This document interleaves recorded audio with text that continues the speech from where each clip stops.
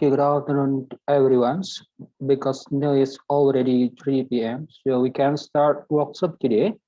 As I already mentioned before, that topics on today's presentation on step in implementation of building with nature projects. And also, I already informed to Pak Boke that all participants is already split into four groups, group 1, group 2, and then group 3 and group 4. Group 1 and Group 2 will make presentation on step of implementation of building with nature for coastal projects. And then Group 3 and 4 will be focused on river project. But before we start presentation by Group 3 and Group 4, so I think I would like to invite Tom to make kind of a brief introduction to all participants because Tom today is the newcomer in our workshop. Tom, time is yours. Terima kasih Bapak Bambang. My name is Tom Wilms, working at Venables, and lived and worked for 4 years in Jakarta office of Venables. And during that time worked at the Building with Nature project in Remark, Central Java, and also organized a workshop at PUPR in Jakarta together with one of your colleagues about nature-based solutions as well. So my expertise is on nature-based solutions, both in the coastal region and in the urban areas. And after 4 years of Indonesia, I went back to Belanda in 2018. So now I'm joining you from the Netherlands. Good luck today. Okay. Okay. Thank you, Tom. Could I say a few things also? Yeah, of course. Because I'm especially very happy that Tom is joining us, and I think you should be too, because I saw that in the 5 documents that you studied to prepare for this today, I think Tom was the author, the main author, or the co-author of 3 out of the 5 articles. So I think we are very happy that Tom can join us. Thank you very much, Tom. You're welcome. Yeah, and also Tom, next week's our topic is about a case study of implementation in building with nature, and then we invite person from Public Work East Java Province to giving presentation on implementation of building with nature for river project. So Nice. I hope that next week you can join with us. I will have a look. Let's discuss that after this meeting. Okay. So now we can start for presentation because last week I start by group 1 and group 2. So for today, I will invite group 3 and 4 to make first presentation on river projects. I mean, step of building with nature implementation in river works. Group 3 and 4, the time is yours.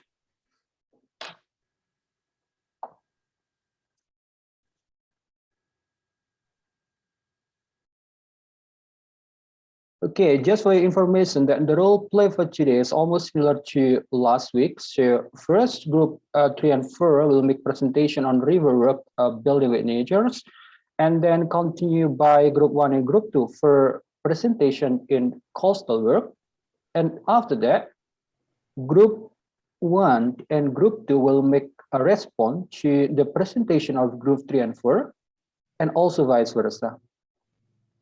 Okay, the time for group 3 and 4 to make presentations.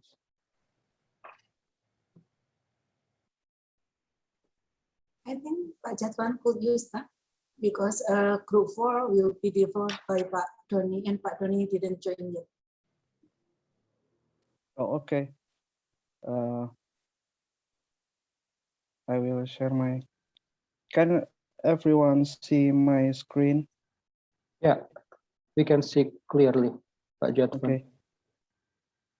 Okay. This is our discussion about building with nature implementation in river work. I'm very happy today because Pak Tom can join with discussion today. Pak Tom, I think it's a long time to see you, and good to see you again. And maybe this is my brief introduction how we can approach to implement building with nature concept, and we can imitate to the river. So I our group divide the development and processing implementation building with nature divide by this kind two term, building with nature with natural process, of course, and then the second one is building in nature with we have hard structure or clay structure, but we also try to using eco-friendly structure, but some of natural process cannot be done by itself. So in river we have the a lot of case when we develop something, we change the natural balance in the river. And in the river, we have changing about sediment problem and river morphometry. So as we can see in Sabo Dam, this is in, I took the picture in sorry, in Selorejo Dam.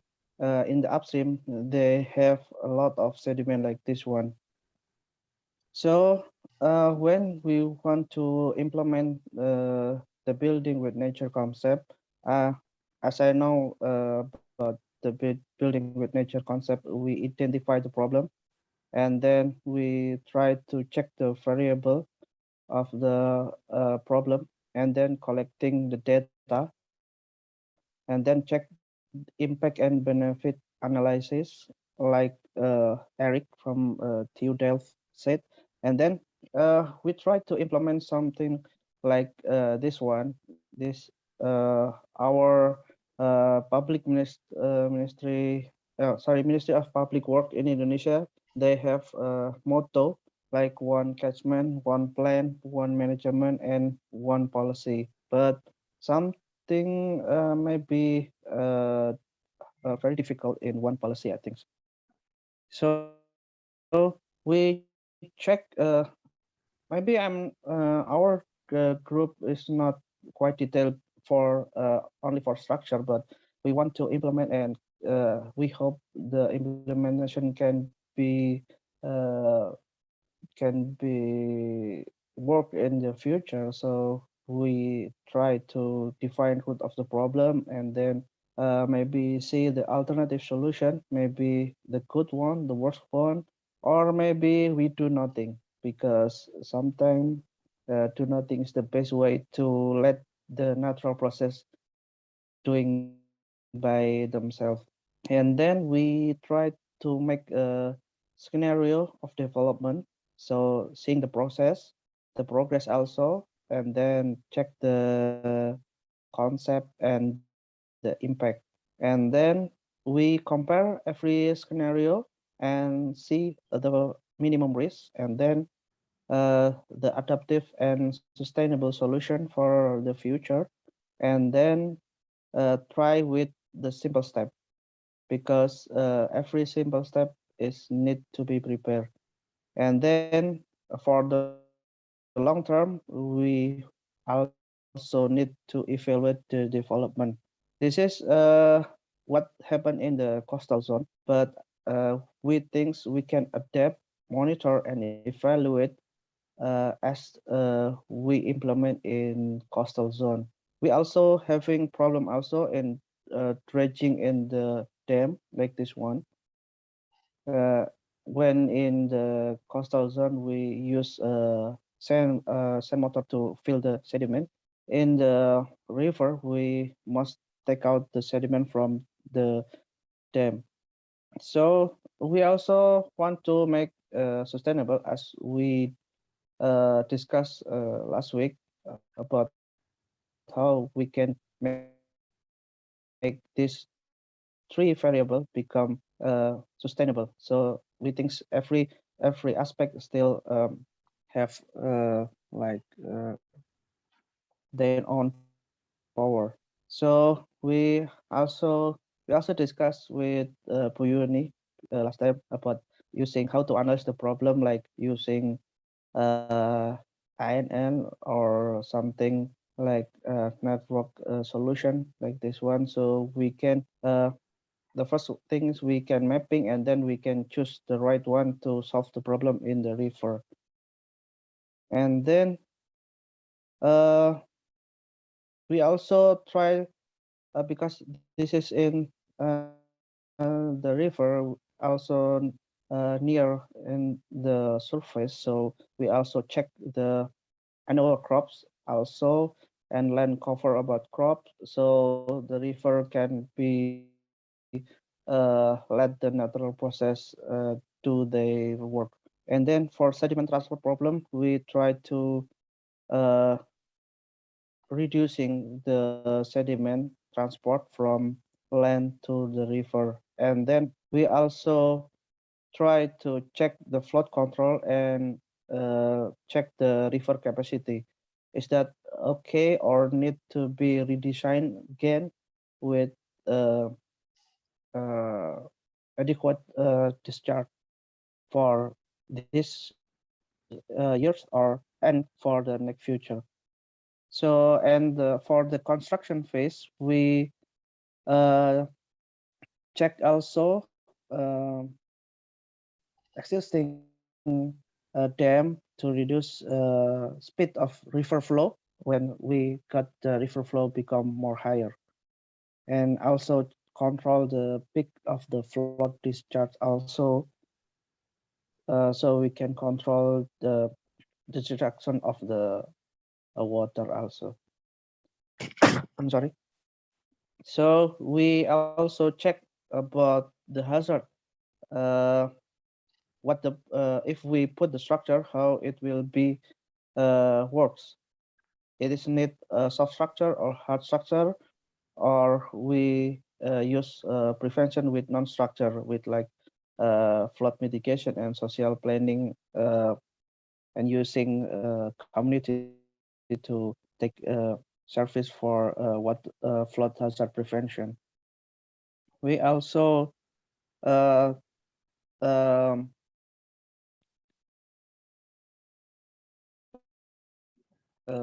calculate about how we use recharge also in the river concept. So I think that our discussion, maybe we can add comment or feedback for the next discussion. Thank you. I will return to Pak Bambang. Thank you, Pak Bambang. Okay, thank you very much, Pak Jetwan. And I will continue from the group for Bu Yuni, if I'm not mistaken. Bu Yuni or Bu Evi? Okay.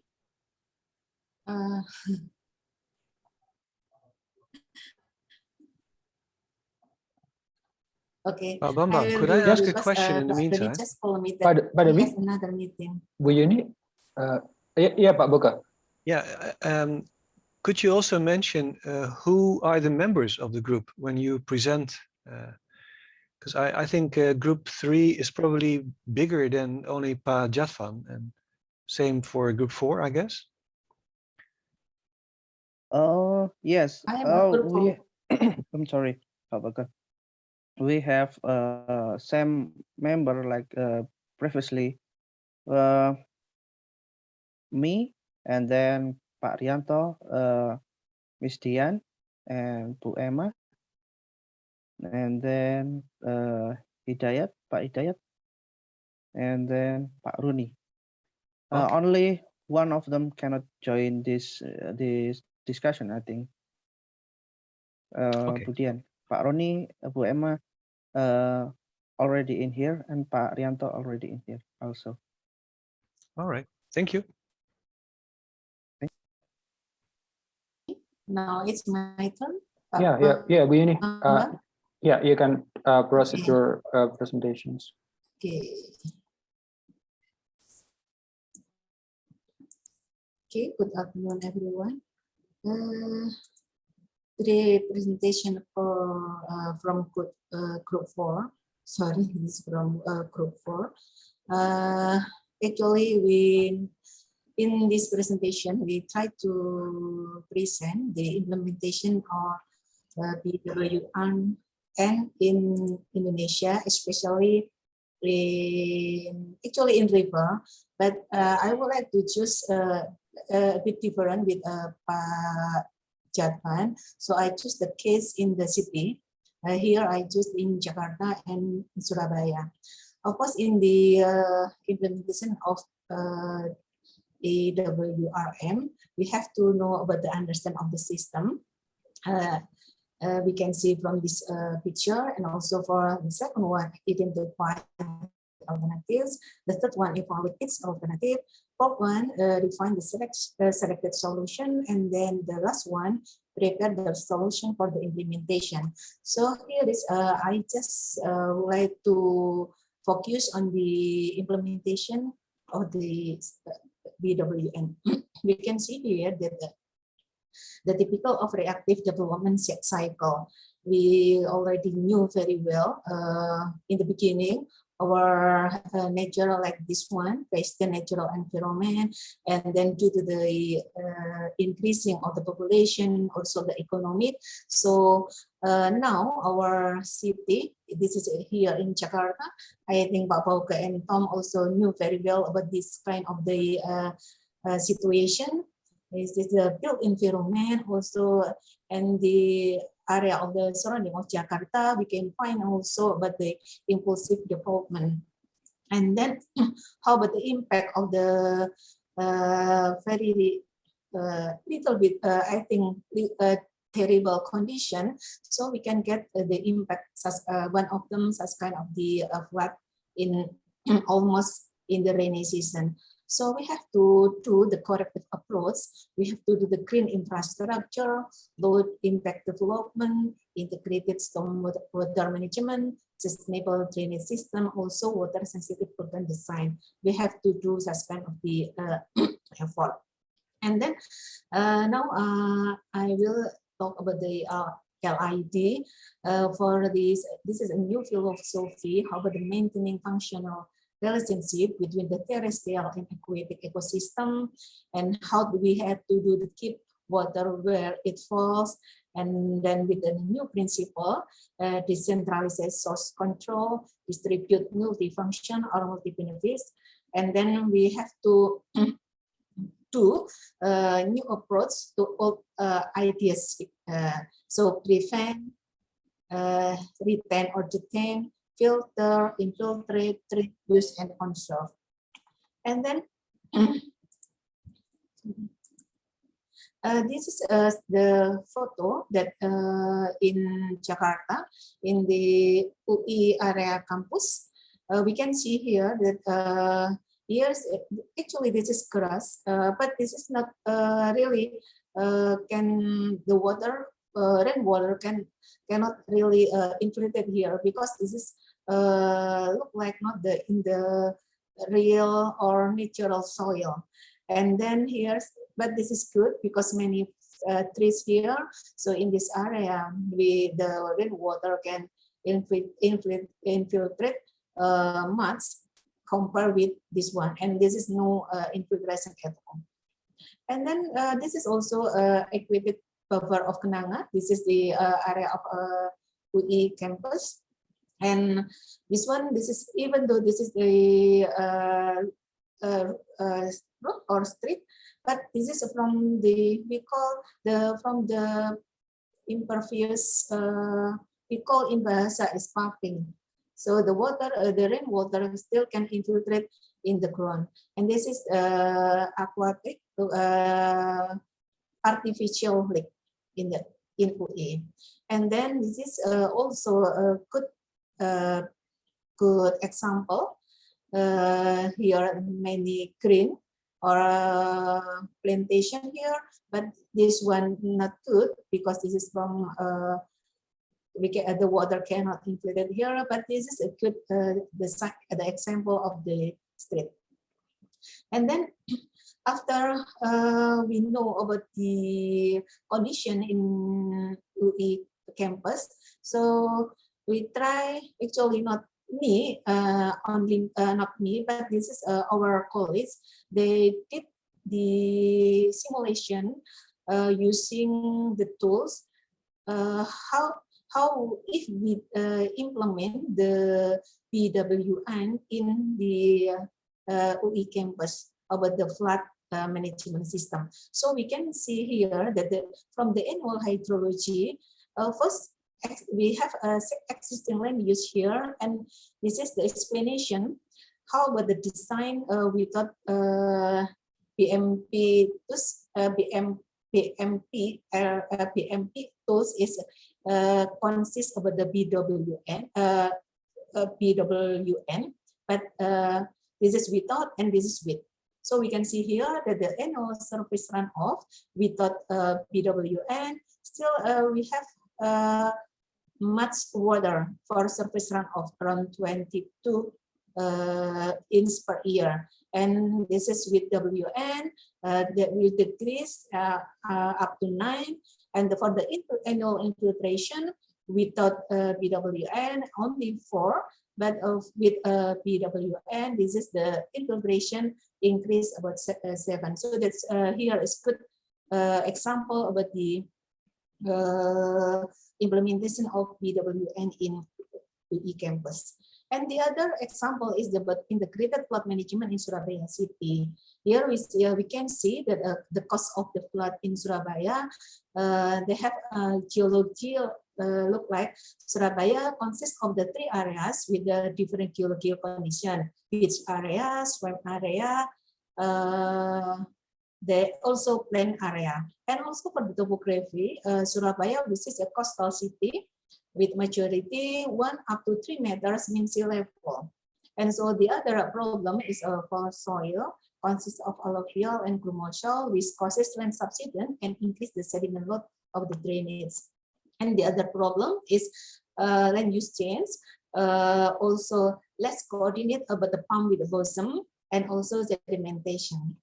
And then Surabaya implemented about the EWRM based on the ecological based comprehensive spatial planning, also with LID. And then for the ecological based comprehensive spatial planning, they built about the conservation in the protected forest, pits and swamp, and every new housing considered an existing runoff, and also clean open space and blue space in maintain of as water source. And also here is an example about the mangrove forest in Wonorejo, Surabaya, and also that Tataibuya tree planting along the road in the Surabaya, and also city forest in the Wiyung, Surabaya. This is a good example of the ecological based comprehensive spatial planning. Also for the LID, the concept to reduce runoff or surface runoff and the impact of flooding. This is done by storing as much of water as possible and using for daily needs appropriately. So an example here, they do for the rain harvesting, the water can for the trip for the plantation or for the washing car and etc. I think that's one the example of the implementation of the WRM in Surabaya and Jakarta. I think this one, Pak Bambang, thank you. Okay, thank you very much, Ibu Yuni. Group 3 and 4 have make presentation on river or flood projects. Now we'll continue from the group 1s to deliver their presentation on coastal project of BWN. Thank you very much, Mr. Bambang. Hello, everyone. Good afternoon.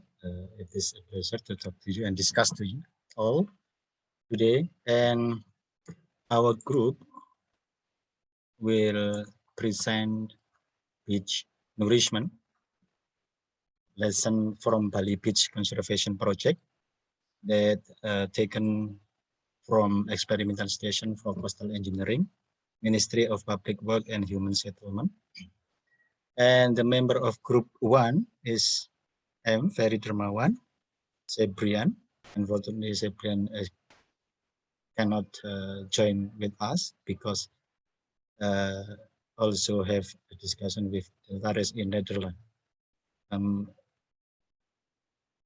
The next member is Rahmadara Lufira with us now, Usi Andawayanti, Pak Heri Suprianto, and the last one is Mr. Amar Sajali.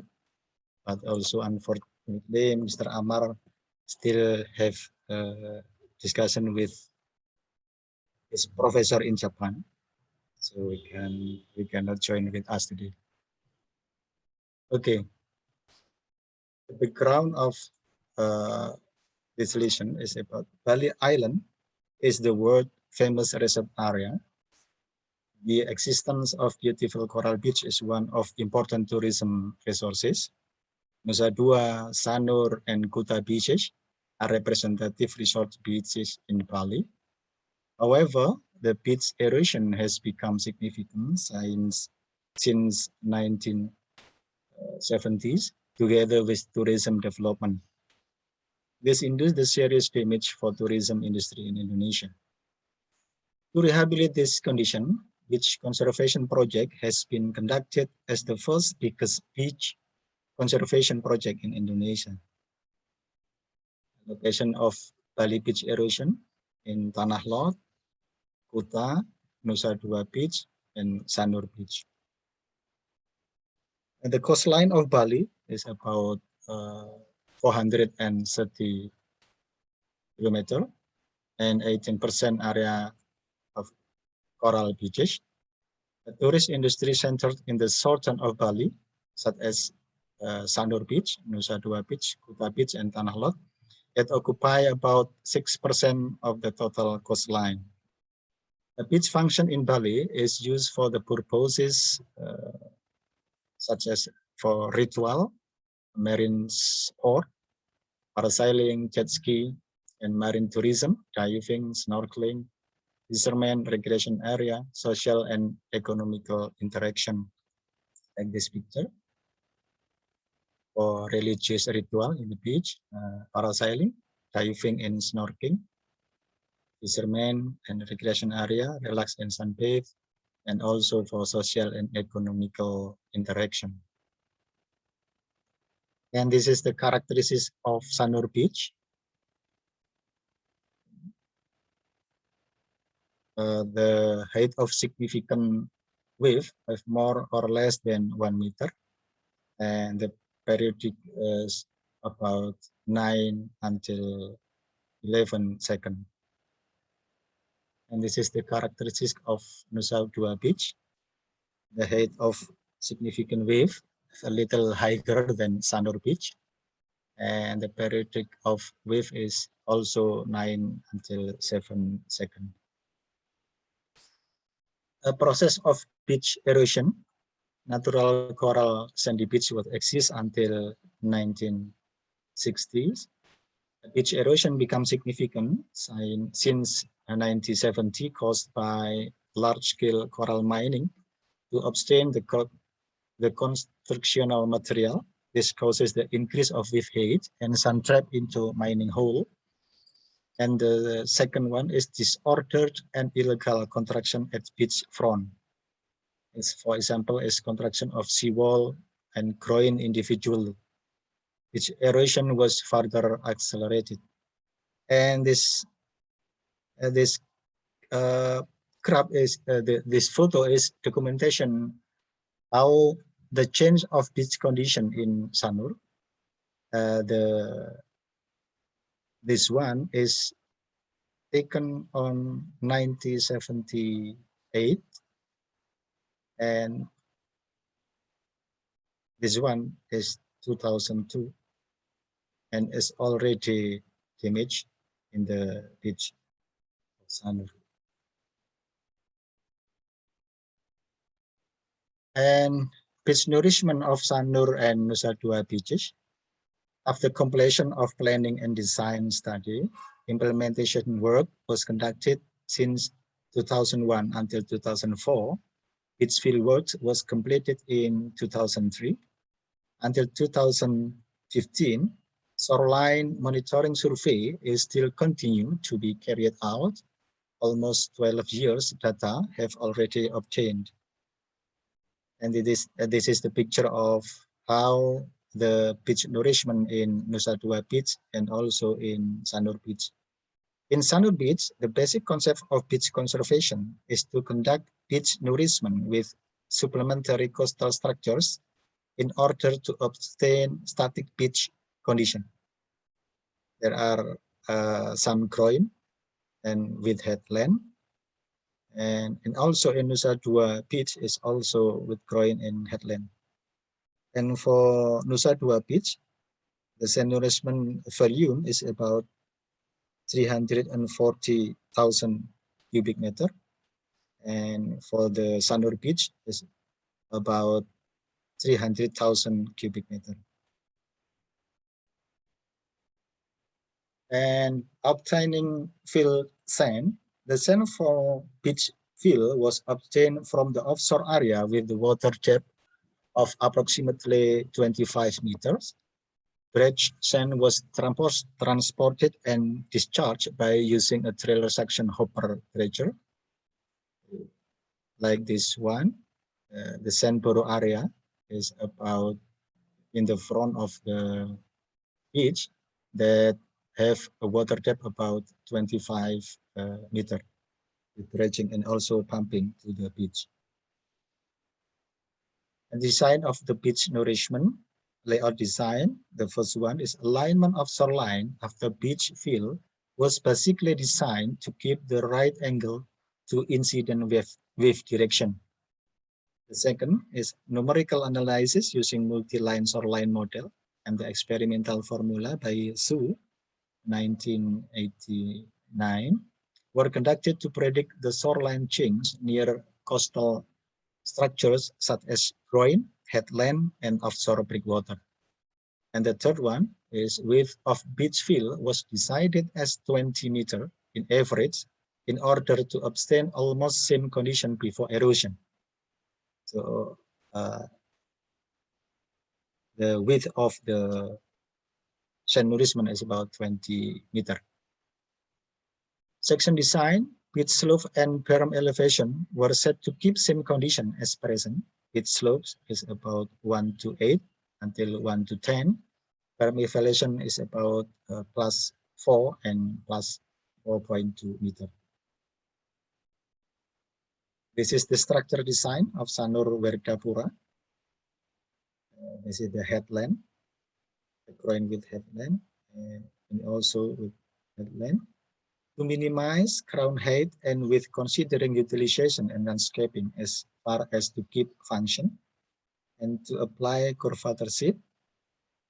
And this one in the front is to apply mild slope 1 to 3 to be able to go up and down, and the settling of gazebo to enhance beach amenity, and to apply white color limestone to harmonize with coral sandy beach. This is the comparison before and after nourishment project in Nusa Dua Beach. This one is before nourishment project, and this one is after nourishment project. So the beach is more beautiful. And this is the comparison before and after nourishment project in Sanur Beach. This is before nourishment project. It's already damaged, and now the Sanur Beach is also beautiful. And the effect of beach utilization for public beach area. This is the initial condition and after beach nourishment. And this is the graph that the number of visitors at public beach have already increased 2.5 times from the before the project in 2004. It's increased about 2.5 times. This compare with before in 2001. And the effect of beach utilization for hotel area.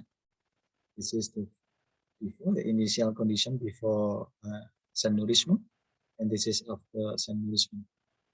More beautiful also. And this is the graph.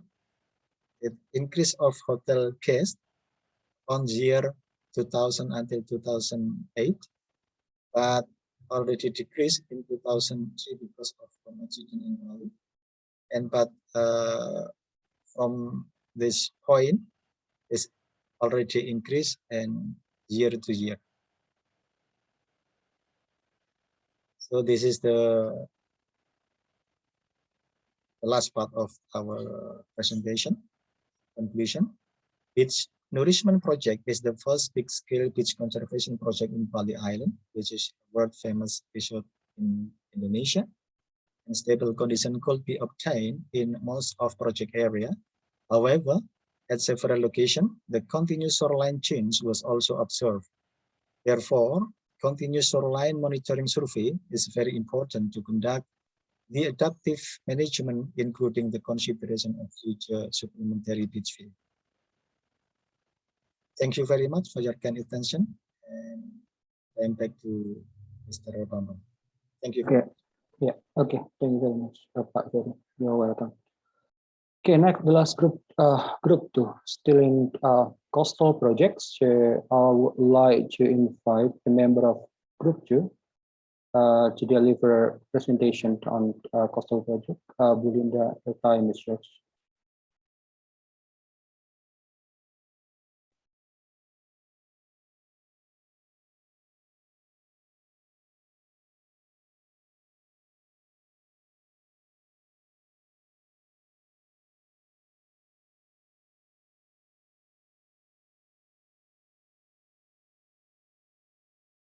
Linda, I think you still Linda still mute. please unmute. Okay. Thank you. We will present the presentation for group 2. There is the project from the map we took from it. Okay, there is the step for generating BWN. There is the first point is understand the system, identify alternative, evaluate each alternative, refine the selected solution, and prepare the solution for implementation. Okay, we took the location in the Demak district. There is the comparison between building with nature design and the other side for traditional design.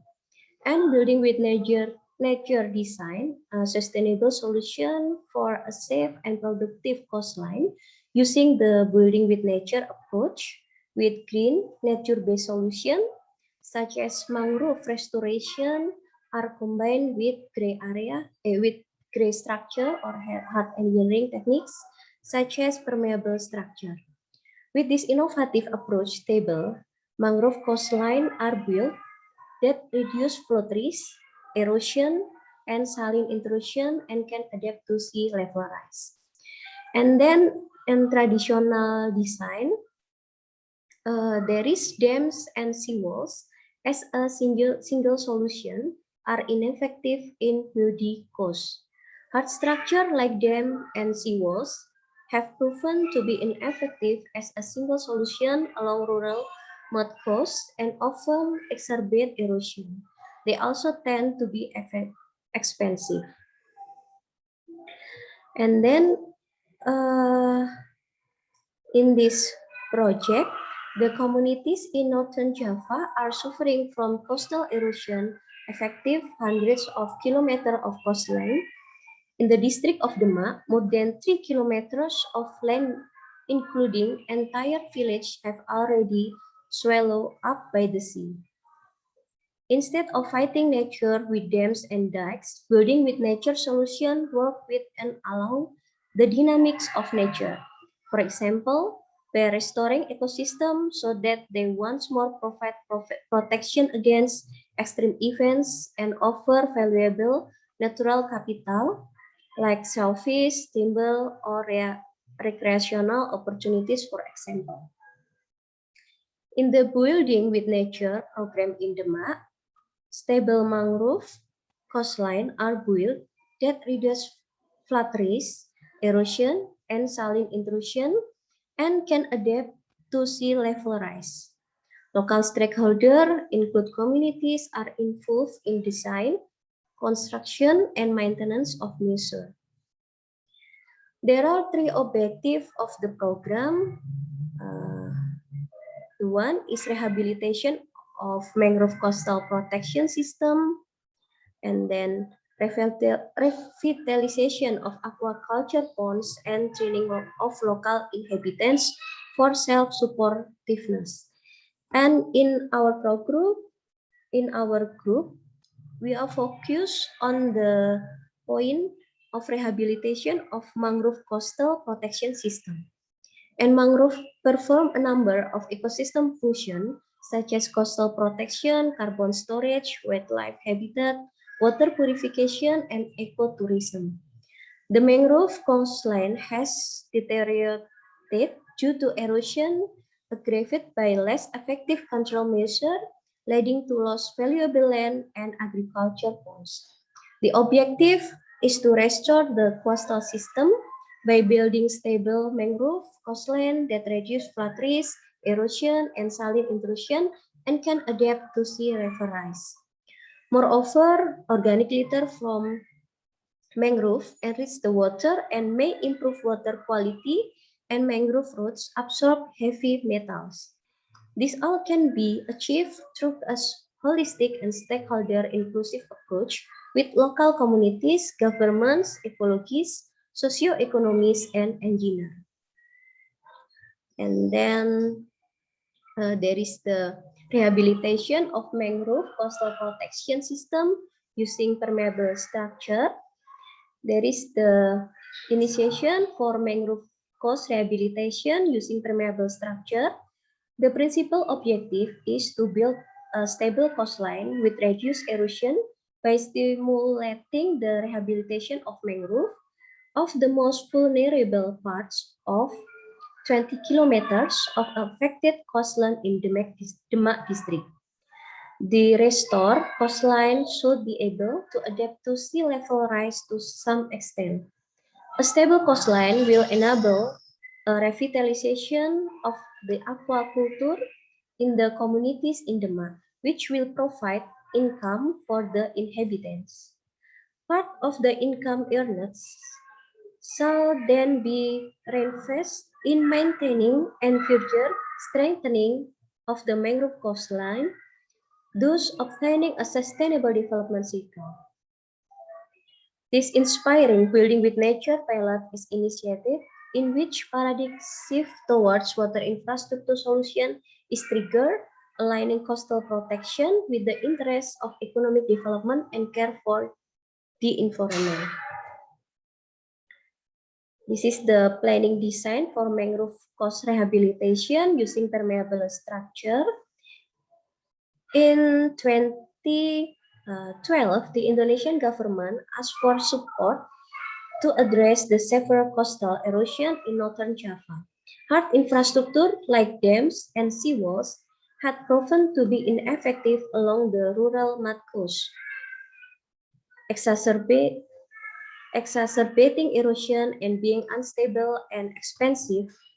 Furthermore, they failed to deliver the vital economic, environmental, and cost service and social service that the mangrove belt, the original nature coastal protection, provide. A building with nature approach was proposed, and jointly a small but inspirational pilot start in Timbul Sulku village to restore the mangrove coast, engaging communities, government agencies, and knowledge institutes. Planning and design studies for coastal rehabilitation focus on addressing the root cause of erosion, the effect of mangrove belts on wave heights, and mangrove rehabilitation using permeable structure. And we'll focus the effect of mangrove belt on wave heights. Now, permeable structure have been built from poles and brushwood to dampen the wave and capture sediment. Once the nearshore bed level rise to around average sea level, mangrove will regenerate naturally, developing a natural defense that will protect the hinterland from further erosion. This is operation and maintenance for mangrove coast rehabilitation using permeable structure. There is must be monitoring and evaluation method. There is over the course of the project, monitoring of the individual structure will be done to assess the durability of the permeable structure and implement gain information and further planning to increase the efficiency of the construction. Monitoring of the permeable structure is required at several stages and regarding different aspects. BWN Indonesia is using a variety of methods to measure biophysical and socioeconomic effects such as coastal reduction, land and water quality improvement, mangrove re-establishment, and livelihood gains. This is at the location where permeable structure are built, the coastal erosion was held. In addition to that, the first measurement in the first year showed 0.45 meter of sedimentation, and mangrove settled once elevation was above mean sea level. This happened behind several structures within a year. However, in 2017, in many areas elevation lower again and mangrove disappear. In addition, monitoring pools and structure disappear below sea level within a couple of years.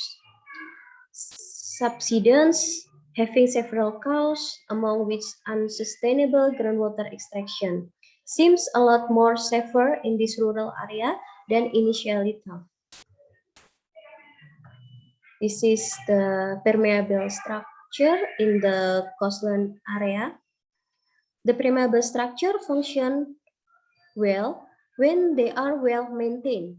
The brushwood dampens the wave energy and sediment settles in the shelter of the structure. When the structure gets damaged by shipworm that eats wood and bamboo, compaction of the fill material or wreck maintenance, the wave pass through the structure and erode the settled sediment. The design of the structure was updated. The vertical poles changed to PVC filled with concrete, and the bamboo is protected with wrapping. Also, different types of material are tested. Next to the update of the design, the maintenance was intensive to keep sufficient fill material within the pools. There is the maintenance of permeable structure. The maintenance is very neat of the structure needs to follow the monitoring outcomes and needs to be executed directly after monitoring shows it is required. If stormy conditions occur more often, the monitoring and maintenance frequency should be increased. This also implies that at the start of the project, a life cycle cost analysis had to be made in budgets for the entire lifetime needed to be allocated. Okay, thank you. The times will back to Pak Bambang.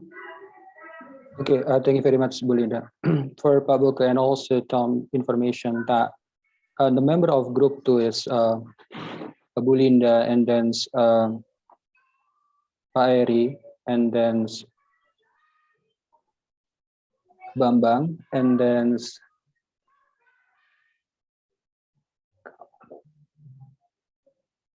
Pak Dian Sisige.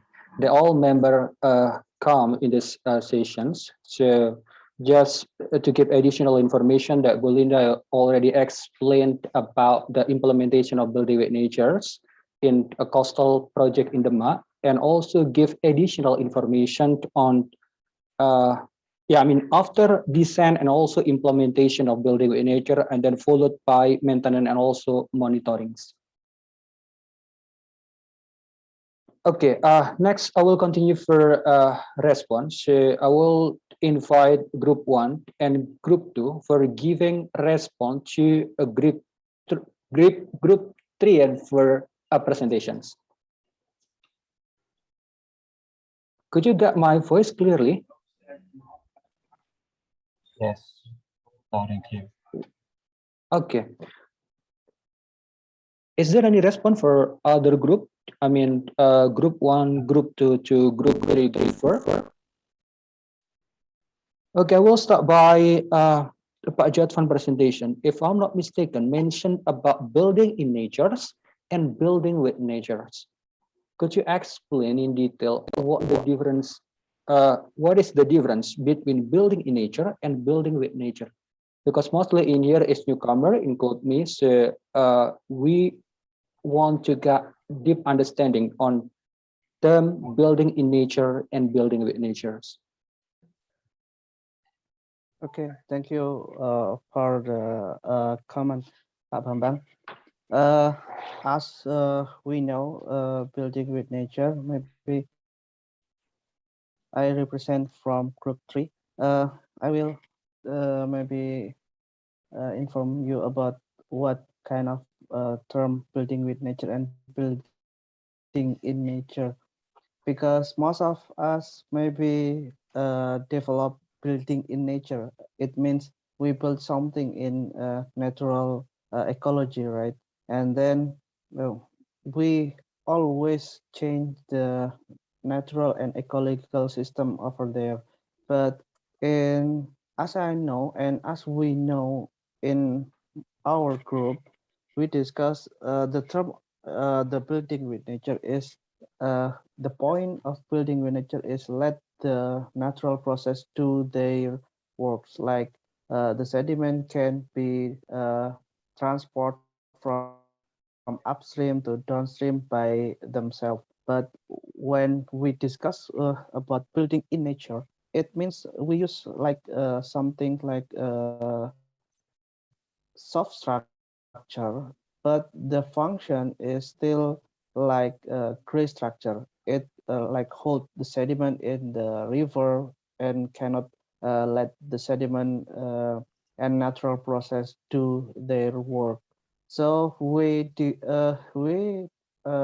based on that we discuss and divide that two term similar, but it the sounds like similar. I mean, we mean, and but it have a different meaning and different perspective as we think.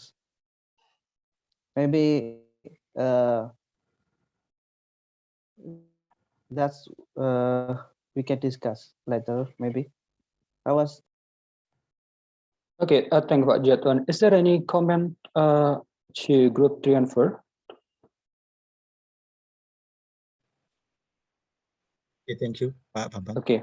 Yeah, I have a little bit curiosity about the BWN in the river. Okay, I have some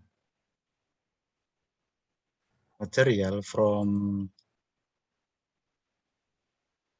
PUSDA Provinsi Jatim from East Java. In the Rejoso River in Pasuruan, they have already applied the BWN for the river. And this is the condition of River Rejoso in 2013, and this is in 2018, and this is in 2021. I think this is the application of the BWN in this river, and also they apply the BWN levee in Kediri and also in East Java with bamboo. I think this is for the revetment for the slope protection. And also in Welang River in Pasuruan also with bioengineering levee. This is the levee from bamboo. This, I think this is the outline of the of a levee applied in the Welang River. And the levee is from bamboo inside outer and inner side, and filled with soil and plant with a bamboo. The bamboo seed. Okay, but unfortunately, and now we hear that the durability of this levee is not good enough to protect or mitigate from the flood from the Lang River. So I think this is the big issue is about durability of the permeable structure that I mentioned to Linda in this slide and also in the Remark, I think. This is my comment. Thank you, Pak Bambang. Okay, thank you, Pak Ferry. Is there any comment for other group? I mean, group 3, group 4 to group 1 and group 2? Can I, Pak Bambang? Yeah. Maybe I can add the comment, Pak Ferry. Last time when in the Building with Nature training in Semarang, Central of Java, I discussed also with Pak Tom. When we take the structure in coastal, it already can break maybe 2 weeks. It can break easily. So as I think and I discuss with another colleague and for another colleagues from another university. I mean, yeah, they have some same problem where they implement the building with nature in the river. So the structure can easily can be breakdown, maybe not more than 1 month, because sometimes some area have specific and specific characteristic about how they can hold the massive wave energy or massive hydrodynamic energy. So if we use some substructure using natural material, I think it can be break easily. And last time when we discussed with Pak Tom also in Jakarta in PUPR, I also discussed what we was doing in Probolinggo, Pak Ferry. We try to imitate the structure using mangrove branch we put in to reduce wave from directly wave from Java Sea. When we already put there in 1 week, not over 1 week, the structure already break down if so. I think it's similar when we implement in the river, because river also have wave also even smaller rather than coastal zone, and also high hydrodynamic things. So it can surely it can be break easily. I think. Thank you, Pak Jadvan. Okay, thank you, Pak Jadwan. Is there any comment from other participants?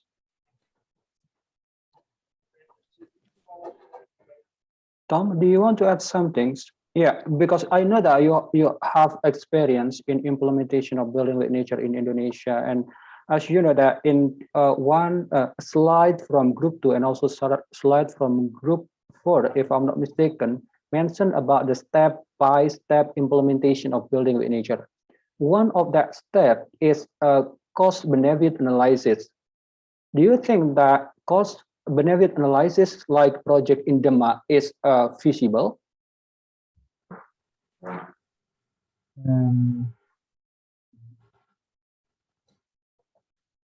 Pak Bambang, thank you very much for that question. To answer this question first about the cost-benefit analysis, we executed cost-benefit analysis for the project in the MAC. And that document will be shared as soon as possible. So where you found the technical guidelines for the Building with Nature project in the MAC, I expect the cost-benefit analysis will be placed there as well. And the analysis clearly shows that the benefits are positive. And the main benefits are the prevented loss. Because when you place the permeable structures, they prevent that the aquacultures at the back are not washed away. So that production, that productivity continues. And also that the villages that are behind the permeable structures are will stay there. So those families do not need to be removed. So that clearly shows that there is a social cost benefit with a positive result. By Ferry and by Jadvan indeed mention that the strength of natural materials is not always sufficient to resist the loads. But that's also the case with all the technical hard solutions. If you have a vertical wall or a rock revetment which is not strong enough, it will also be damaged. So it's almost unfair to say that nature is not strong enough. Because if you put a too high load on anything, it will break. So just like you do in the technical designs of key walls or revetments, you always make a strength calculation. And if the rock is not strong enough or heavy enough, you use larger rock or a thicker concrete wall. The same counts for nature-based solutions. So it really depends on the loads you have, which strength is required. So the example in Bali with the sand nourishments, sand itself is not very strong, but if it's enough sediment, it will be strong enough. It can even be stronger than a rock revetment. So that can also be the case with revetments of vetiver or mangrove forests. It is also about the available width. If you make your revetment really steep, clay will not hold, rock will not hold, and vetiver will also not hold. So if you make a design, always take into account the non-structural measures which were mentioned, maybe relocation, but also the soft measures, in addition to what always is done, the hard measures.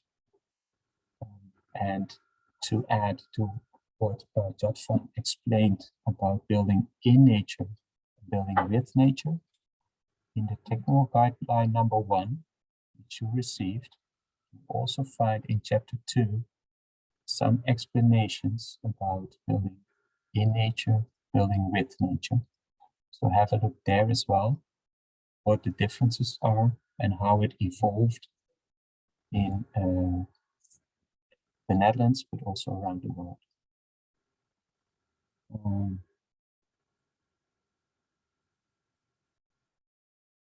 Yeah, I think that is are the answers to what was already raised.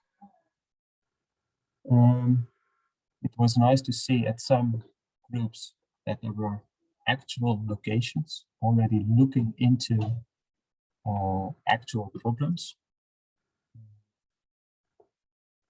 And please try next time also to take into account the 5 steps. So now you shared a lot of information. Try to relate it to the 5 steps that are commonly used within a building with nature approach. Not only focus on the solutions, like local impact development or ascent nourishment, also have a look at the other steps. System understanding, a lot of you mentioned, which is really valuable. Several of you also mentioned functions, which is really important as well. Try to fill in all the 5 steps of the approach.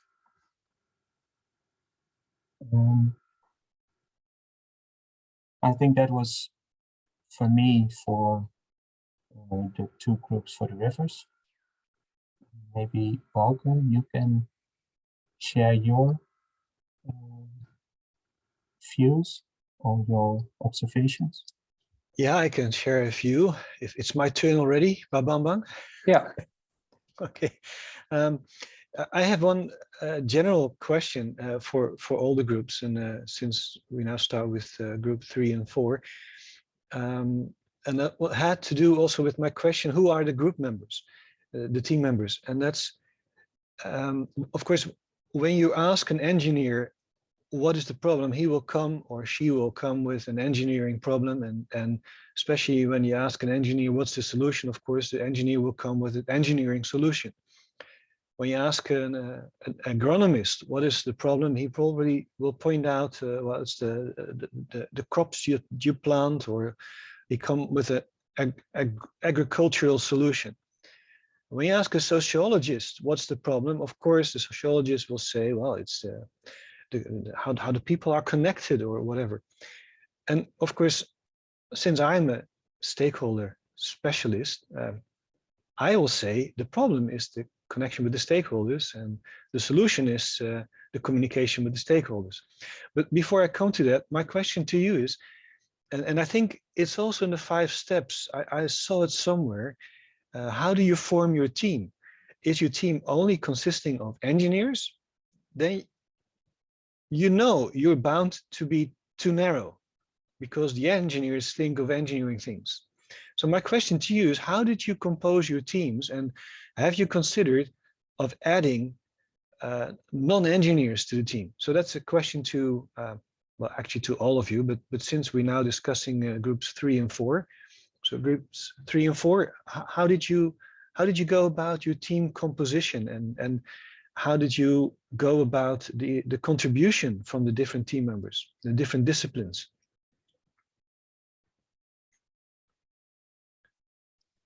Okay, please, member of in each group giving response to public comments regarding to, yeah, we not only consider on the technical aspect, but also we have to consider the other aspects.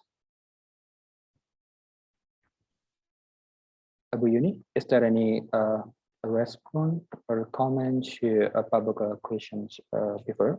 I think Pak Jatvan wants to respond, because I saw he unmuted himself. Okay, I will get a place for Pak Jatvan for first giving comment of Pak Boga question. I think Spuyuni already want to say the question from you, Pak Boga. She already I'd like smiled. to answer from both of you. Oh, okay. I will second answer your question, I think.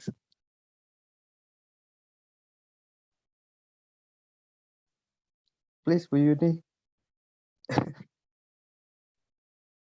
Sorry, you point me. Okay, I will try.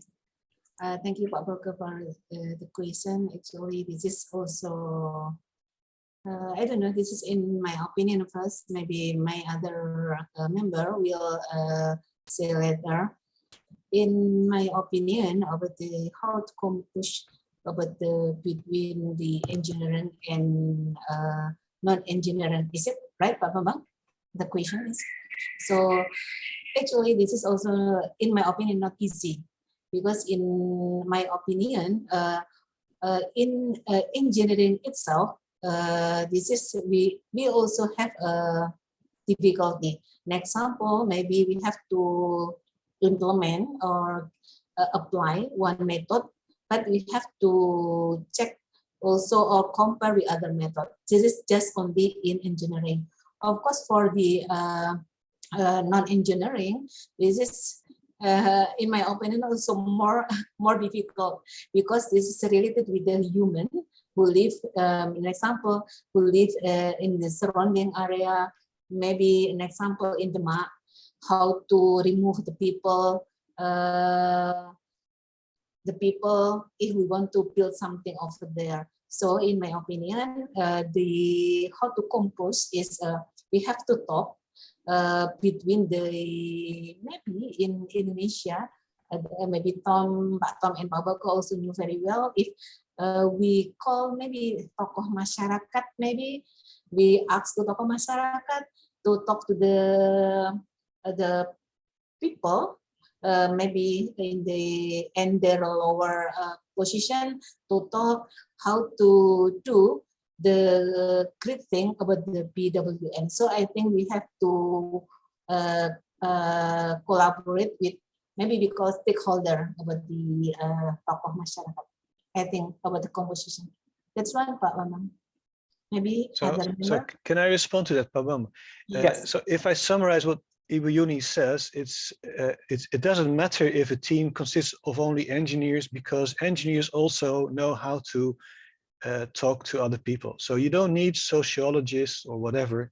You have sufficient if you have engineers. Right? We have to compose, Pak Boga. We have to collaborate, I think. Okay. We have to collaborate between social and engineering. Yeah, because my next question is then, how come that when I look at the presentations of group 3 and 4, and I might have I might be mistaken, but I didn't see anything about how to connect with stakeholders, how to involve them, how to interview them, or indeed how to involve them in the 5 steps, like in the design or in the implementation. And I think the non-technical problems are most difficult to solve. Technical, I think all things are possible. Financially, it's also already more difficult, but sociologically, or getting the right solutions that people will accept, and how to communicate, that's always most difficult. And now again, I might have missed it, but I thought only the last group with the MAC mentioned something about stakeholders. My question to group 3 and 4 is, one is, why didn't I hear anything about that? And the second is, how would you go about it? Okay. May I share again with my PowerPoint, Pak Bauke? Because actually in our PowerPoint, we didn't write in detail, but maybe I can show this one. Here an example, John.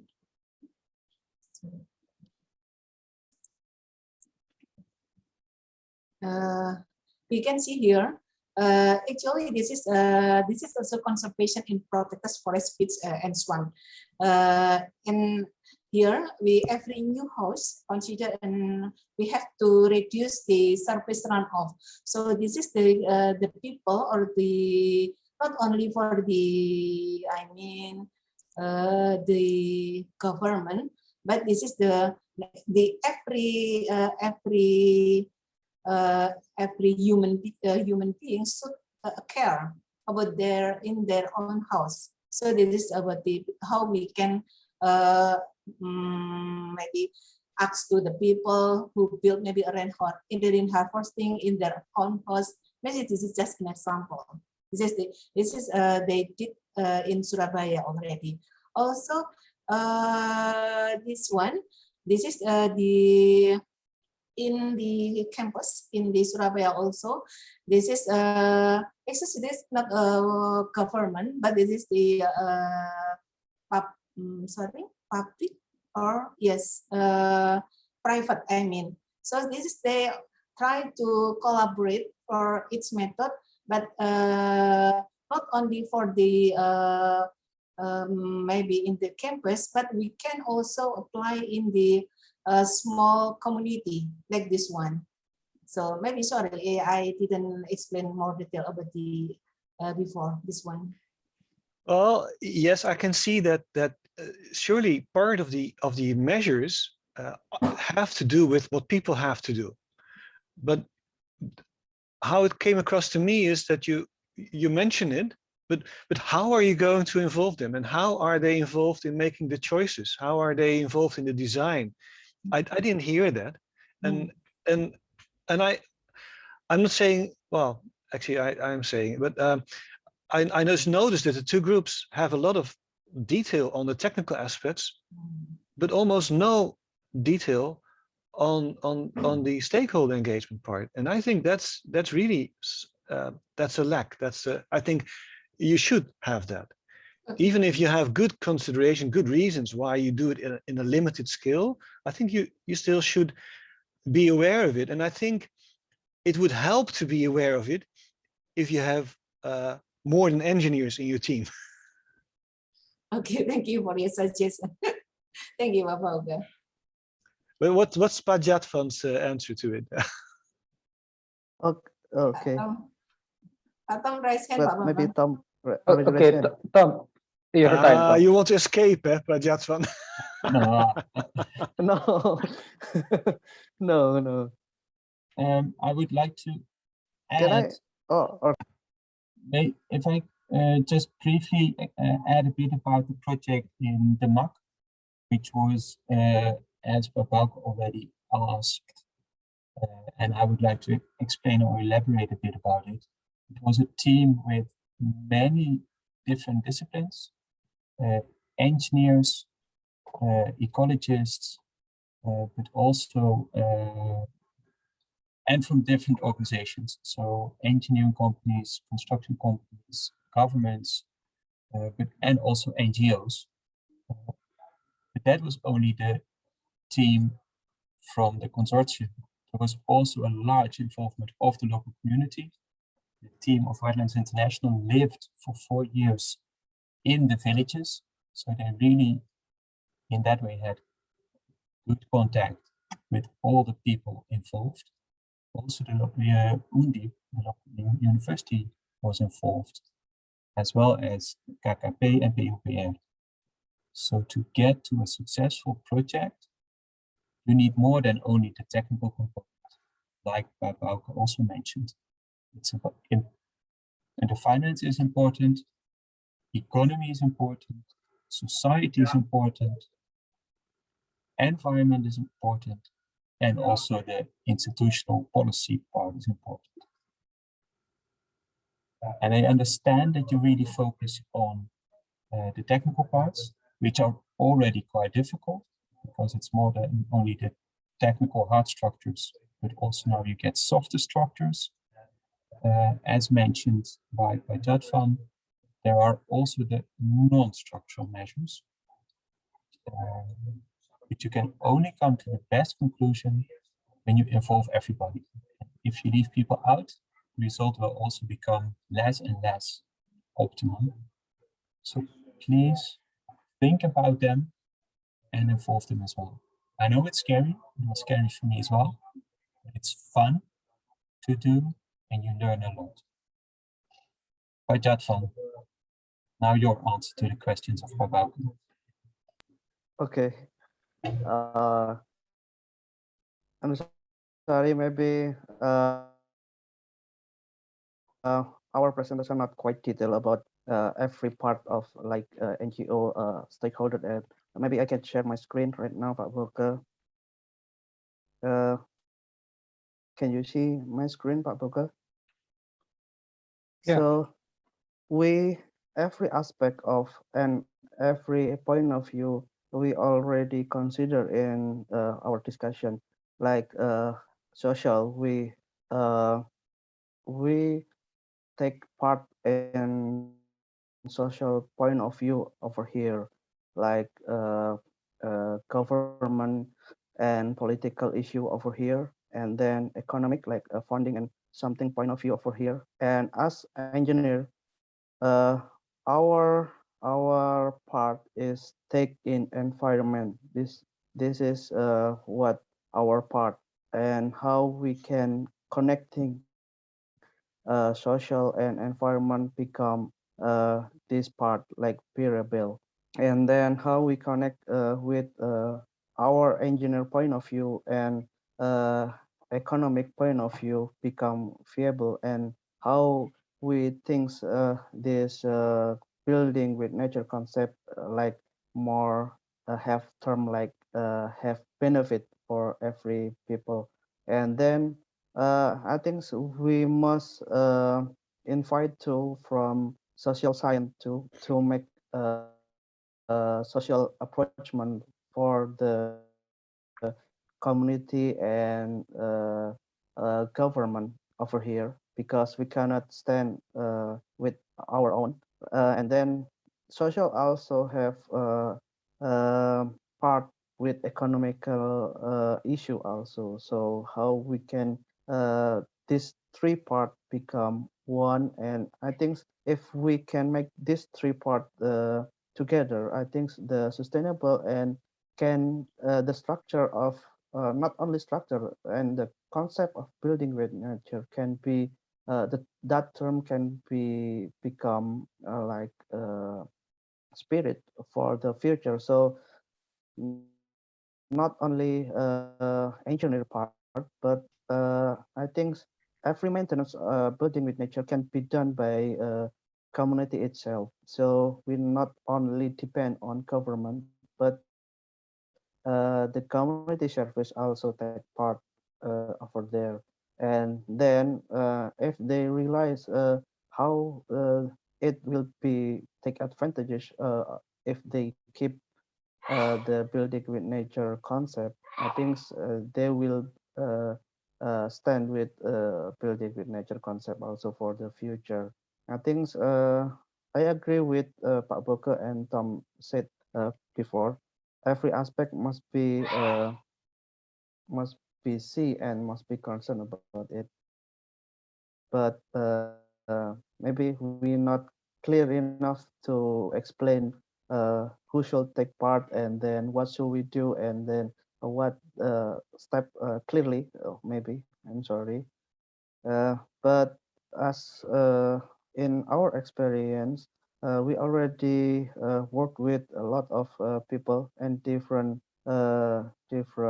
point of view like social science, aquaculture, and then civil engineer and biology, and also mathematical solution. Also, we already work with that group, but sometimes we still facing a lot of problem for every point of view. So that sometimes we need to discuss, and I think it's more interesting and more fun Mhm. because everyone have point of view and have every their problem. So Pak Boke, thank Yeah. you. That's my comment. Thank you, Rajatvan, and I believe you really do consider all the different aspects. I will suffice by one last comment, and I think taking into account all the different aspects and involving the stakeholders are two things. You can consider all the different aspects, but you can still do that without involving the stakeholders. You can think, okay, from my desk or from my point of view, these and these and these aspects are important. But asking the stakeholders to share their opinion on it is still different. And they could have different opinions. Even they could have different opinions on the technical aspects or in the maintenance aspects or the financing aspects, or different opinions on what the real problems are. And I think that's something to take into consideration. And that's why I think for any plan, however rudimentary, however draft, it's good to consider, okay, and how shall we involve the stakeholders? Which steps, when, how? That's I think it from my side, Pak Bambang. Thank Okay, you, Bu Yuni. yeah. Thank you, Pak Jatvan. Okay, thank you very much, Pak Boga. Yeah, I also agree with Pak Boga say and also Tom say before. that the BWN project is not only about technical ones, but also we have to consider on technicals. Yeah, when I asked Tom actually about feasibility study in BWN project, yeah, I think the consideration is not only about money, it's not only about rupiah, but also there is other aspect that we cannot convert to rupiah directly, like a social ones, and then how to make people around the location engage with our projects. Yeah, I think for technicals, if we have our data is is available, so we can make design. But to make it, people around the location will be responsible in that project will be quite challenging also. Yeah, also in group 2 actually mentioned about three aspects. The first aspect is about engineering one, permeable structure. The second one is about aquaculture, and then the third one is about training people around the locations. But in this session, actually, group 2 just focus on technical one. Why? Because approach to the people around the location will be quite far away from our specialization or our expert. That is people from social, and then people from other aspect, other background of education will be involved in that projects. So my follow-up question actually to Tom and also Pak Boga, sorry, which one is the more important? I mean, visibility in financial, I mean the economic ones, or visibility in the other aspect like social ones? Because in the economic one, we can calculate how much money that we have to spend and then how much money that we will get. So if the amount of money that we spend is bigger than how much money that we get, mean that one will be visible in economic side when we talk about rupiah. But also about social one, sometimes we will get difficulties to convert in the certain value. So based on your experience, especially Tom, because Tom and also Pak Boga, because have experience implementation of building with nature in Indonesia. Yeah, especially for the Remark case. I don't know, that project is visible in economics or visible in all aspects. Could you give us a detailed explanation, Tom? Thank you for the question, Pak Bambang. My personal response would be if it is not feasible in any of the three aspects, like in the figure of Pajatvan, if it's not viable, not bearable, or not equitable, in the end it won't work. So in the end, you need all of them. And of course, often, if you get the money, you can build it. But if it's not bearable or equitable, at the end of the project, it will fail. So you also need the other two. So the feasibility is not only technical or only financial. You also need the other two aspects. And you only get that done when you also get all stakeholders involved from the start, because then you will also learn a lot from them. In the Remark, we really learned a lot from the local communities, the fishermen, the women, all of them gave their input in the design and also their effort during construction and during maintenance. And over time, that resulted in also support from government. But in the first years, that wasn't there. So you need all of the stakeholders involved, and over time also positive. So there's not one more important than the other.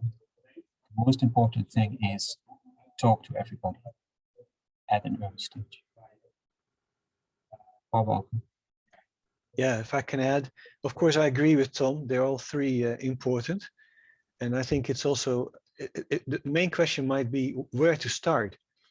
And it's a bit chicken egg discussion.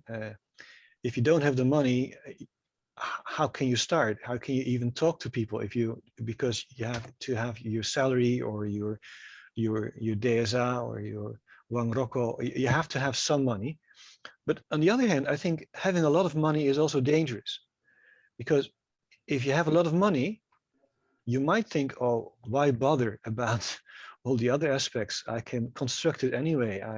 I have the permits, I have the money, I set the contractor to work, and it works.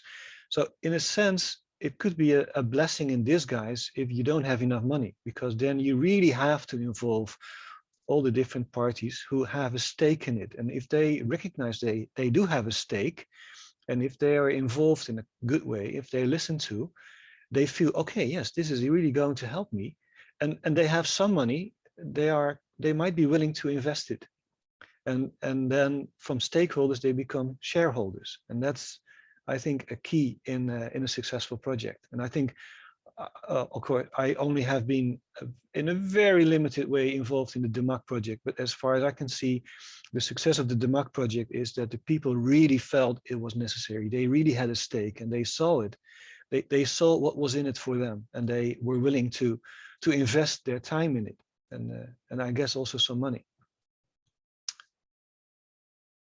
Thank you.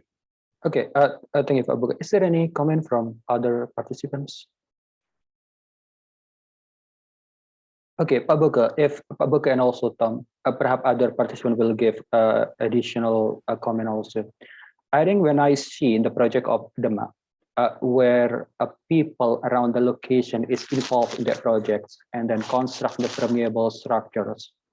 I mean, and then when I compare with the sand motor in Netherlands as the pioneer of building with nature, that one quite different perspective. Because why? Because perhaps in Demak, people around the location will be involved in that project, but sand motor in Netherlands, perhaps that one will be fully 100% government responsibility. Could you give a comment about that ones? And to be honest, I don't know exactly about the sand motor project in Netherlands, but when I see when I looking for the news in the website, but how to mine the sand and then put it in the certain location will be almost 100% responsibility of the governments. But in Demak, the case will be quite different because they try to make people around the location involved in their projects. Obama, very good question and a nice comparison. Also, I agree with you in the Remark project. The local community was actively involved, and they also did part of the construction. However, they did a part of the construction because we required the contractor in the scope of work. If we perhaps had not put that in the contract, he might have brought his own people, and it was done without the local community. So we decided as a consortium that we wanted the involvement of the local community as early as possible, and that they would also benefit from the construction. That also resulted in involvement, engagement, and interest of the local communities, not only by constructing it and gaining knowledge, but also that they got ownership and that they would do the maintenance and monitoring afterwards. In the Netherlands, the sand engine is, of course, a really large project with a lot of sand, and the local communities cannot dredge the sand and place it, just like Verdi also mentioned about the Bali beaches. That doesn't mean there is no participation of the local communities. They are involved. Also, the rescue organizations along the beach, they are involved as well. I expect they had influence as well, also because they need to assure safe recreation. Also, the design was heavily involved by Delft and also Delft University. So there was and there is large involvement of the local communities. Another example is that they had hindrance of sand that was blown from the dunes into their gardens. So that was discussed also with the people living there and solved. So also there, a lot of engagement of the stakeholders, which in a very large part also became shareholders. Yeah, I would like to add that, of course, the Zand motor, or the sand engine, covered a much larger area than the MAC area. At least it influenced a larger area. And I think the whole province was involved, the province of Zuid-Holland. And then several municipalities were involved. And then the water boards, I guess, but also a lot of other stakeholder groups. And of course, not individual citizens were involved, but definitely stakeholder groups were involved. NGOs, recreationist groups, also the how do you call it, I forget, the people who had shops on the beach, that kind of groups, they were involved. So but it was not so not the individual 3 million inhabitants of the area, but yes, the groups that in which they were represented were involved.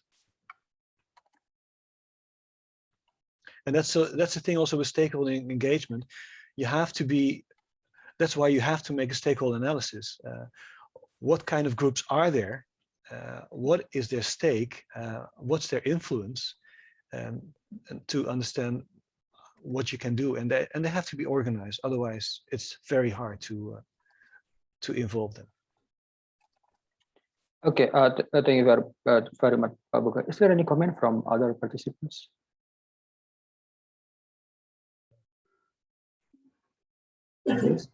Yeah, Pak Jadson, I think is already unmuted. No, I was unfortunately touched the unmute myself. Okay, Tom, still, yeah, we are still waiting for other comment from other participants. Yeah, because we are not involved in the MAC projects. And then the MAC project is quite a special case in BWN project because involve local community. Based on your experience when you involved in that projects, which one is more challenging? I mean, the technical one or non-technical ones? Yeah, actually, we want Gina about that one, because maybe in the near future there are so many places we will try to implement building with nature concept for river protection or coastal protection. So, I got information from you, especially in challenging implementation of building with nature with the map. I think we can learn some things. Which one that we have to focus on? Yeah, good questions. Again, my answer will be a mix, as I'm an engineer as well. The challenging things are the things you don't know.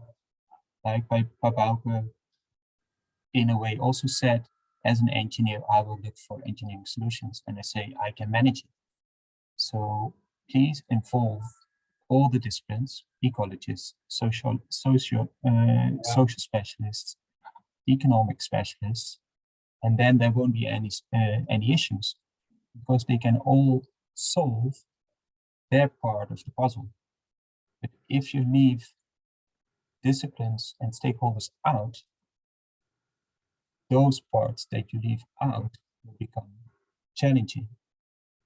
Of course, the interaction with all the experts in different disciplines and with the stakeholders take a lot of time, and you need to be willing to learn their language as well. But then you can get to good solutions.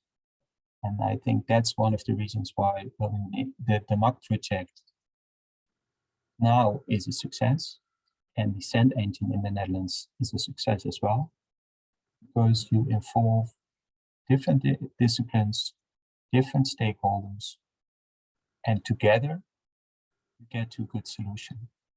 And of course, a lot is new, also with your own field. About the permeable structures, we learned a lot. But please be aware of that and take it into account as well. In several presentations, you mentioned adaptive management. Take into account that you don't know things and communicate that with all the people involved as well. One of the questions was earlier, yeah, but the revetment got damaged. That's one of the scenarios you need to take into account, that it gets damaged.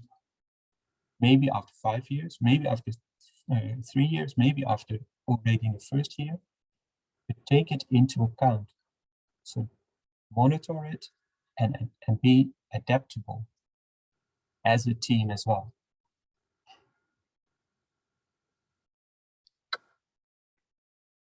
Yeah, Pak Baka, do you want to add some things? Yeah. Okay.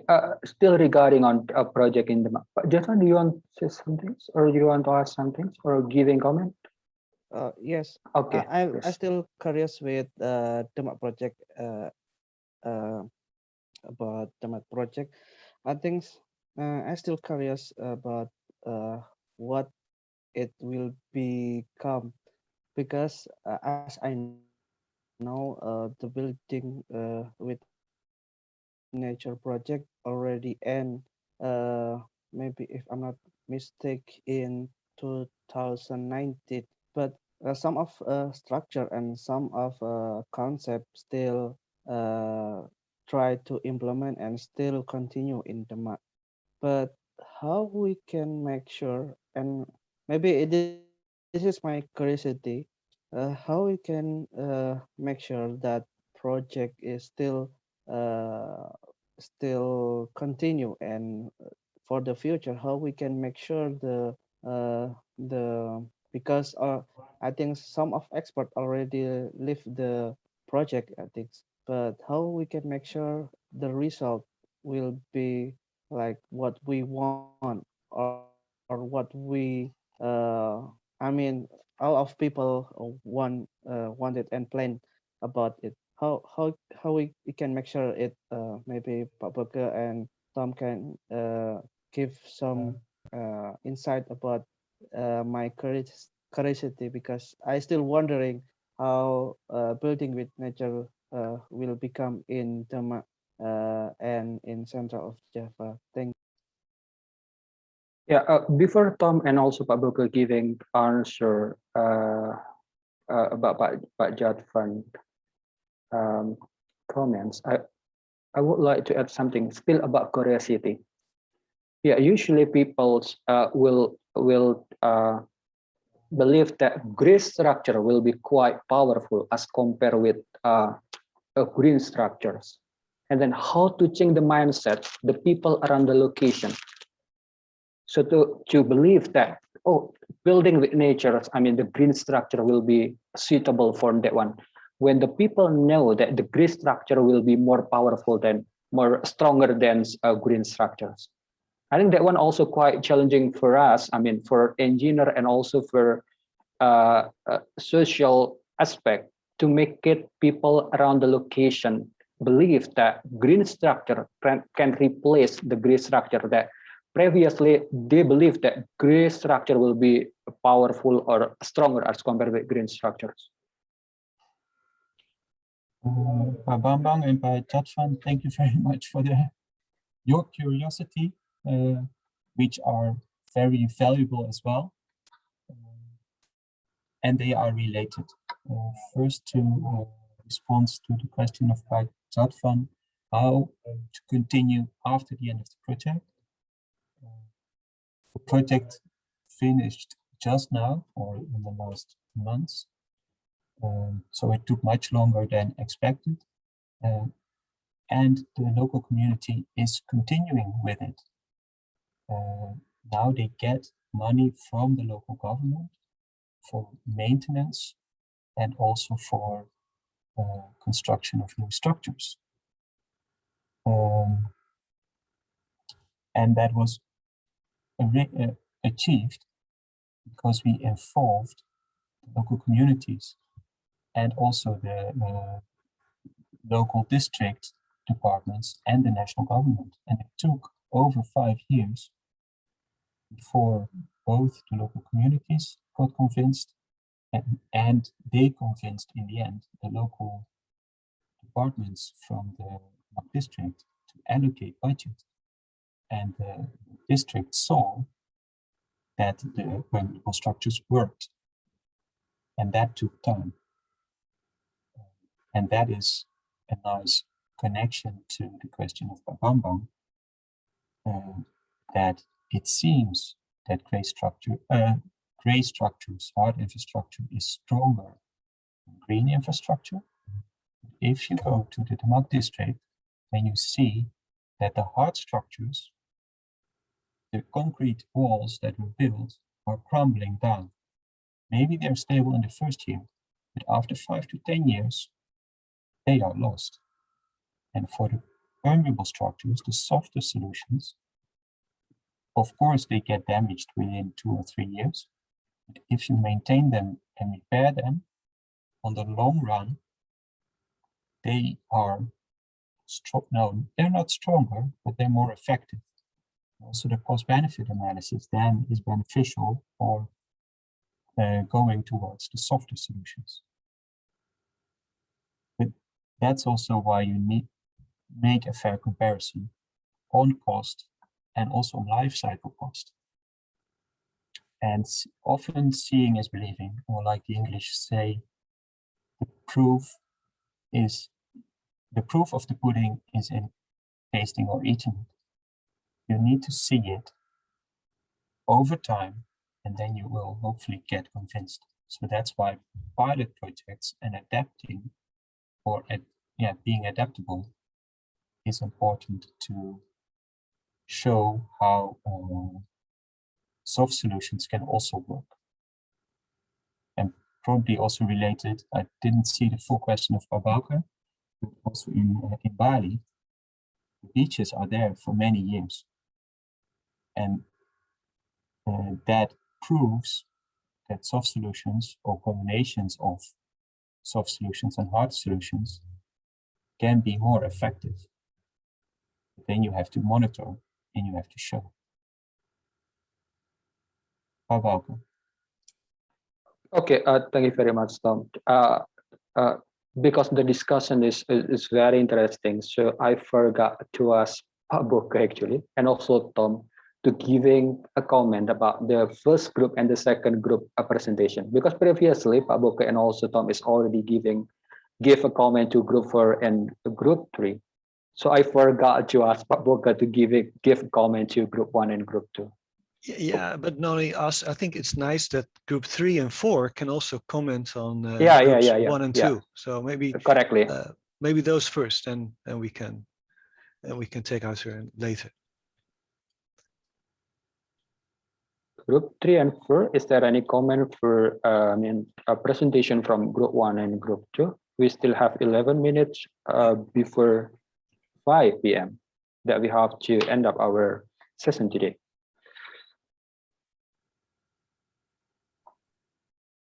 Yeah, Pak Boke, could you give a comment? Yeah, I think what I said about groups 3 and 4, I also thought I missed in group 1. How would they involve the stakeholders in Bali? How would they identify them, etc. But I think that we discussed enough about that. Of course, I saw it coming back in group 2 with the DEMAC, but of course that was because DEMAC has done so much in the stakeholders. I had a question to group 1 on the sand suppletion, and I know that in Indonesia sand suppletion is considered to be building with nature already. In the Netherlands, of course, there was sand suppletion, and then the sand motor was considered as a building with nature because it made use of the natural currents. Of course, a lot of sand was put in just in front of the shore of the beach, and then in a natural way, the sand is transported to the areas where the sand was needed.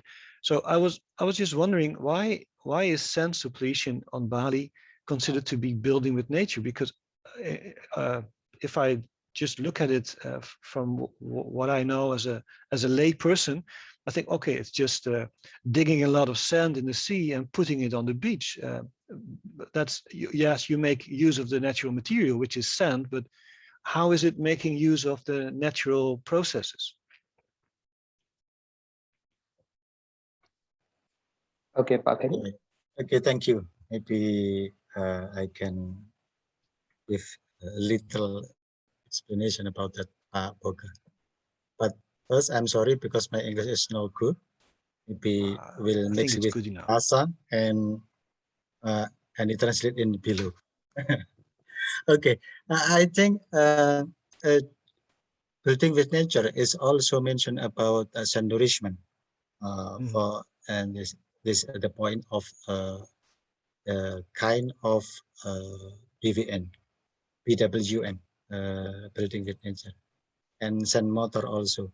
But in Bali, I think because of the value of tourism is very high, so the economical point is very important to consider. So how to make the beach that the high value of tourism, high value of economic can go back to the in the fast way, the instant way that make the can increase the tourism in this area, I think.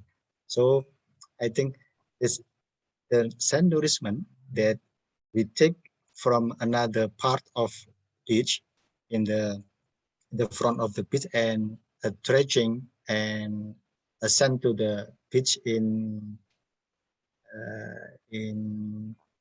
the beach. It's very instant way to take for Indonesian government, I think.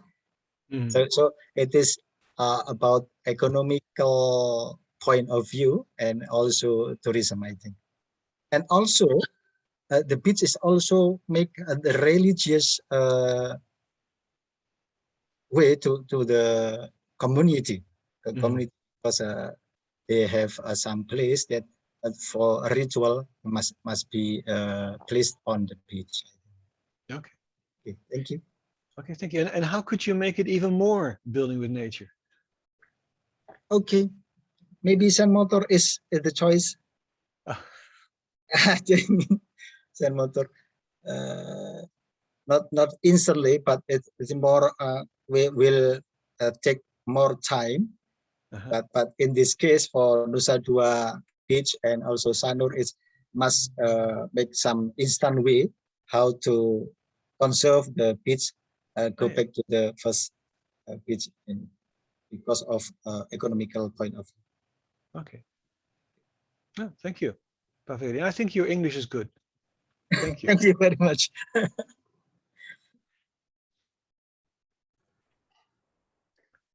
Is there any follow-up comment, Tom? Paveri, in addition to what Babauke just asked, would it still be possible to also, now let it phrase a bit different. You started with the problem analysis and also with the system understanding. And there you mentioned that there had been coral mining. So it's really valuable that you made that analysis. That analysis can also help you to find solutions that might work, which could be restoring of the corals. Would it be a solution at Nusa Dua or in Sanur also to restore the corals? Or perhaps they already did that?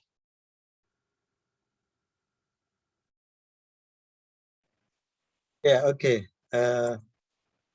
In this part, I think, sorry. That part, because,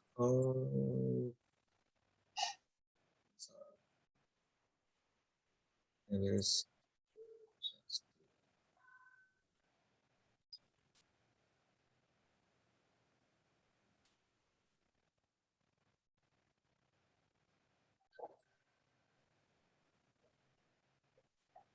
This one. Yeah, I think I do agree with you, Mr. Tom, that the coral is already make some exploration from the community. I think it is must be conserved also, because the system of the beach is must be conserved, not only in economical view and tourism, how to increase tourism, how to increase generating revenue from economical side, but also how to conserve the environment of the beach. Thank you. Thank you very much, Paveri. I also have a question to Group 2, to Ibu Linda. Could you, because you showed a lot about the project in Remark, where and how do you think you can use this information and knowledge in the project you're working on now? Linda, could you get the question from Tom? Yeah, Pak Tom. As in the first slide of the second group, show that there are several steps in implementing or generating building with natures.